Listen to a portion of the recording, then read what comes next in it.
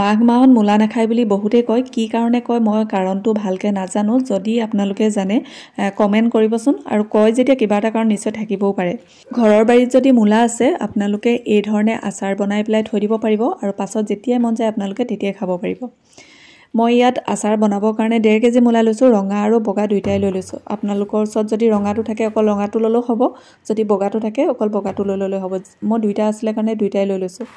ভালকৈ মই ধুই ল'লোঁ মূলাখিনি আৰু এতিয়া ওপৰৰ বাকলিখিনি অলপ অলপ এনেকৈ চাফা কৰি ল'ম বহুতখিনি লেতেৰা লাগি আছে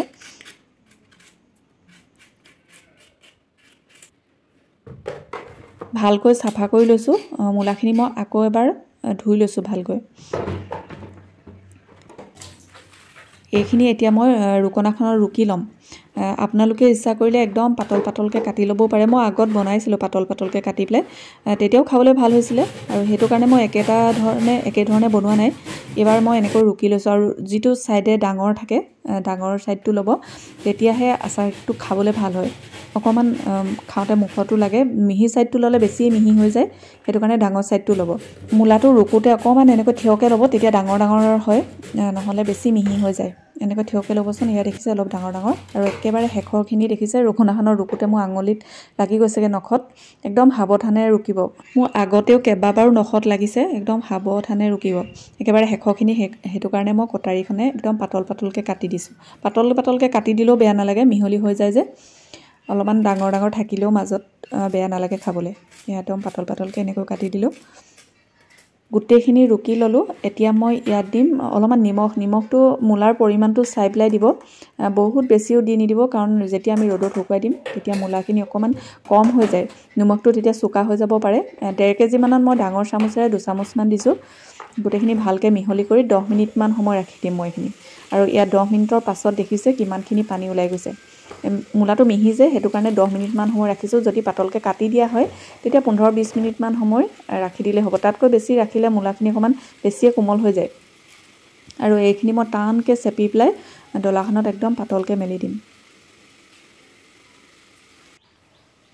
গোটেইখিনি চেপি লোৱা হৈ গ'ল এতিয়া মই এইখিনি এটা ৰ'দত শুকুৱাই ল'ম এটা ৰ'দত দিলে হ'ব কাৰণ মিহিয়ে যেতিয়া মূলাখিনি এটা ৰ'দত দিলে ধুনীয়াকৈ শুকাই যায় তাতকৈ বেছি শুকুৱাব নালাগে তাতকৈ বেছি শুকালে মূলাখিনি অকণমান বেছি শুকান হৈ যাব এটা ৰ'দত দিয়াৰ পাছত ইয়াত দেখিছে ধুনীয়াকৈ শুকাই গ'ল আৰু অকণমান জেকা ভাৱটো আছে ইয়াতকৈ বেছি শুকান হৈ গ'লে আচাৰৰ টেষ্টটো ইমান ভাল নহয় এটা ৰ'দতেই দিব যদিও ৰ'দটো কোমল হয় তেতিয়াও এটা ৰ'দত দিলেই হৈ যাব তেল মছলা সানিবৰ কাৰণে মই এটা বাচনত মূলাখিনি লৈ লৈছোঁ আৰু ইয়াতে আছে গোটা জিৰা গোটা ধনিয়া বগা সৰিয়হ আজৱাইন আছে এইখিনি মই কেৰাহীত অকণমান ভাজি পেলাই মিক্সিত মাৰি থোৱা আছিলে পিচি থোৱা আছিলে এইখিনি ইয়াতে মই মিহলি কৰি দিম আপোনালোকে কেৰাহীখনত অলপমান গৰম কৰি ল'ব তাৰপাছত আধা খুন্দা কৰি ল'ব বেছি মিহি হ'লেও ভাল নালাগে মছলাখিনি আৰু মছলাৰ পৰিমাণটো আপোনালোকে নিজৰ জোখ অনুপাতে দিব মই মেথিও দিছিলোঁ মেথি এচামুচত মানতকৈ কমহে আছে ইয়াত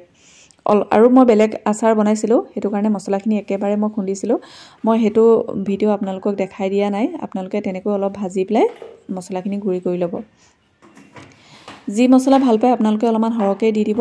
মেথিটো খালি বহুত বেছি দি নিদিব মেথিটো বেছি হ'লে তিতা হৈ যাব পাৰে বাকী মছলা আপোনালোকে জোখমতে দিব জোখ অনুপাতে হালধি পাউডাৰ আৰু এচামুচমানৰ জোখৰ ইয়াত কালজিৰা দিছোঁ কালজিৰাটো ভাজিব নালাগে কালজিৰাটো আপোনালোকে পাছত এনেকৈ মিহলি কৰি দিব আৰু এচামুচ মই ৰেড চিলি পাউডাৰ দিছোঁ যদি আপোনালোকে জ্বলাটো অকণমান খাব বিচাৰে তেতিয়া দিব কেঁচা জলকীয়াটো আপোনালোকে কাটি কাটি দিওঁ বুলি ভাবিলে ইয়াত দিব পাৰে যদি অলপমান সৰহকৈ লাগে তেতিয়া ৰেড চিলি পাউডাৰটো সৰহকৈ দি ল'ব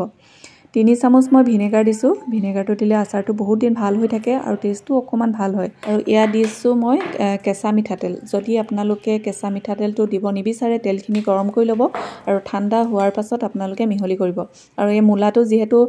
শুকায়ে আছে আৰু ভাজিবও দৰকাৰ নাই আৰু বেছি গৰম তেল দি দিলেও আচাৰৰ টেষ্টটো ইমান ভাল নহয় সেইটো কাৰণে তেলখিনি আপোনালোকে ঠাণ্ডা কৰি দিব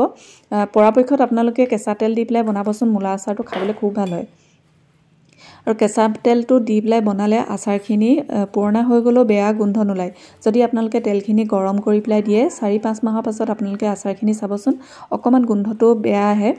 সেইটো কাৰণে আপোনালোকে পৰাপক্ষত কেঁচা মিঠাতেল দি পেলাই বনাই চাব খাবলৈ খুব ধুনীয়া হয় গোটেইখিনি ভালকৈ মই সানি ল'লোঁ। তেলটো আপোনালোকে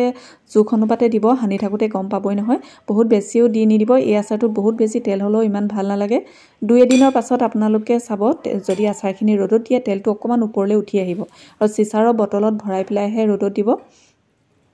যদি তেল লাগে আপোনালোকে 1-2 দিনৰ পাছতো দিব পাৰিব। খুব ধুনীয়া হয় এই আচাৰটো খাবলৈ। মাজে মাজে কেতিয়াবা ৰ'দত দি থাকিলেও হ'ব, আচাৰটো বেয়াও নহয়। 4-5 মাহলৈকে খুব ধুনীয়া হৈ থাকিব।